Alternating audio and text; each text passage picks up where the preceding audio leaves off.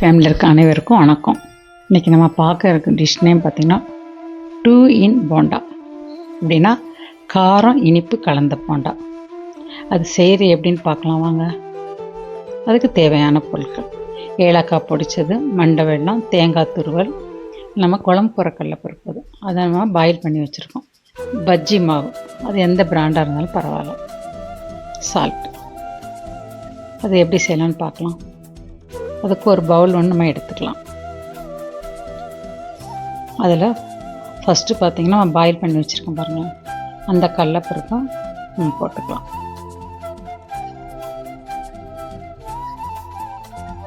இதை போட்டுட்டு அப்படியே நல்லா மசிச்சு விட்டுக்கலாம்.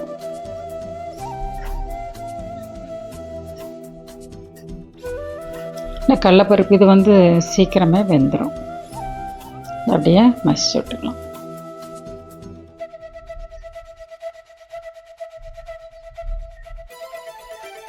இப்படி ரொம்ப நைஸாக ஓரளவுக்கு முக்கால் பதத்துக்கு நம்ம வச்சிட்டாலே போதும்.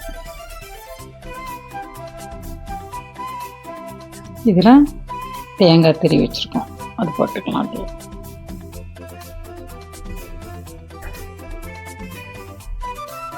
நீ மண்டவளம் இதெல்லாம் மிக்ஸ் பண்ணோம். மண்டவத்தில் நம்ம இப்போ இதை பொடிச்சிட்டு வந்துடலாம். இதை கிண்டி விட்டுட்டு இப்படி ரெண்டும் ஒன்று சேர கலந்துக்கிட்டோம்.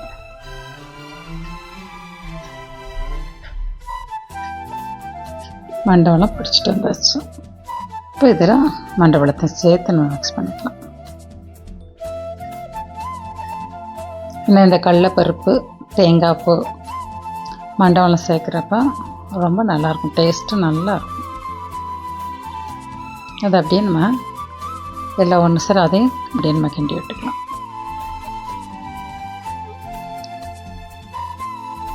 அதில் இதிலே நம்ம ஏலக்காய் பொடிச்சு வச்சுருக்கோம் பாருங்கள், அதையும் போட்டுக்கலாம். அது போடுறப்போ நல்ல மணமாக இருக்கும். இது நம்ம இந்த பூரண கொழுக்கட்டைக்கெலாம் பண்ணுவோம் பாருங்களேன், அந்த மாதிரி தான். இது பூரணம் தான் உங்களுக்கு. இப்படி இதை நல்லா கிண்டி விட்டுக்கலாம். அப்போ தான் ஏலக்காய் வாடை எல்லா பக்கமும் பரவி, ஒரே பக்கமாக இல்லாமல் எல்லா பக்கமும் அதை பரவணும் நல்லா கிண்டி விட்டுக்கலாம். இப்போ நம்ம மண்டை வெல்லமும் கடலைப்பருப்பு இருக்கு பாருங்களேன், இது போடுறப்ப அது வெந்திருக்கும். அதில் கொஞ்சம் ஈரத்தன்மை இருக்கும். மண்டை வெல்லத்தில் ஈரத்தன்மை இருக்கும், கொஞ்சம் உங்களுக்கு லூஸாக இருக்க மாதிரி இருக்கும். அது கொஞ்சம் இல்லை, நம்ம பச்சரிசி மாவு இருக்கு பாருங்களேன், 1 ஸ்பூன் நம்ம பச்சரிசி மாவு அதில் போட்டுக்கலாம். அப்போ அந்த ஈரத்தன்மை என்ன செஞ்சோம்னா அதை ஈர்த்துக்கும். அதனால் கொஞ்சம் திக்னஸ் வந்துக்கும் நம்மளுக்கு.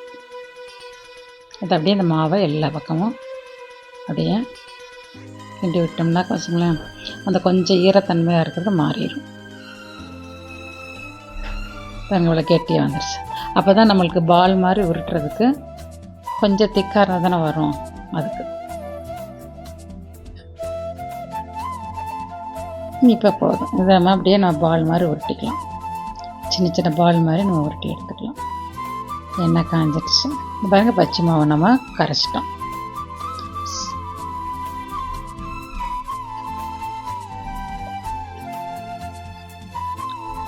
பாருங்கள், அந்த இனிப்பை அந்த பூர்ணத்தை உருண்டையாக உருட்டி வச்சுருக்கோம். இதை அந்த பஜ்ஜி மாவில் முக்கி நம்ம போட்டுக்கலாம். அப்போ அந்த பஜ்ஜி மாவு அந்த இனிப்பு மேலே அந்த கோட்டிங் வர்றப்ப, அந்த பஜ்ஜி மாவு வர்றப்ப எப்படி இருக்கும் பார்த்திங்கன்னா, பஜ்ஜி சாப்பிட்ற மாதிரி இருக்கும். உள்ளுக்குலாம் அந்த இனிப்பு சாப்பிட்ற இருக்கப்போ பஜ்ஜி காரமும் இனிப்பு நம்ம ஒன்று சேர சாப்பிட்ற மாதிரி இருக்கும். நல்லாயிருக்கும். இந்த டேஸ்ட்டு ரொம்ப பக்காவாக இருக்கும். சாப்பிட்டு பாருங்களேன். இப்படி நம்ம அப்படியே ஒவ்வொரு பாலாக நம்ம போட்டுக்கலாம்.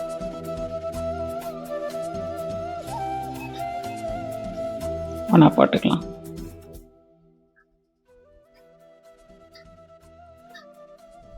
அடுப்பு கூட நான் கொஞ்சம் கம்மி பண்ணிக்கலாம். போட்டுட்டு கம்மி பண்ணிட்டேன்னா ஆயில் நல்லா காஞ்சிருக்கு பாருங்களேன்.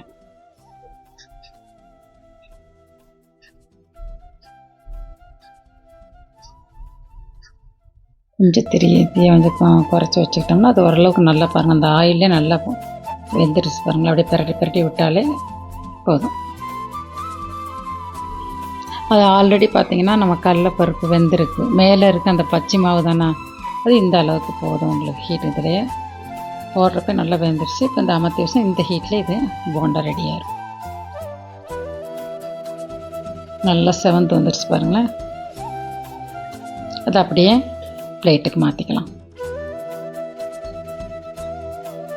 அது சாப்பிட்றப்ப உண்மையிலே இது செஞ்சு சாப்பிட்டோம், ரொம்ப நல்லா அடிக்கடி பார்த்திங்கன்னா ஒரு அந்த இனிப்பு காரம் செய்கிறது முடியாத டயத்தில் இப்படி செஞ்சுக்கிட்டோன்னு வச்சுங்களேன், ஒரே டயத்தில் இனிப்பு காரமும் சாப்பிட்ட மாதிரி இருக்கும். அதனால் நம்ம பண்ணிக்கலாம்.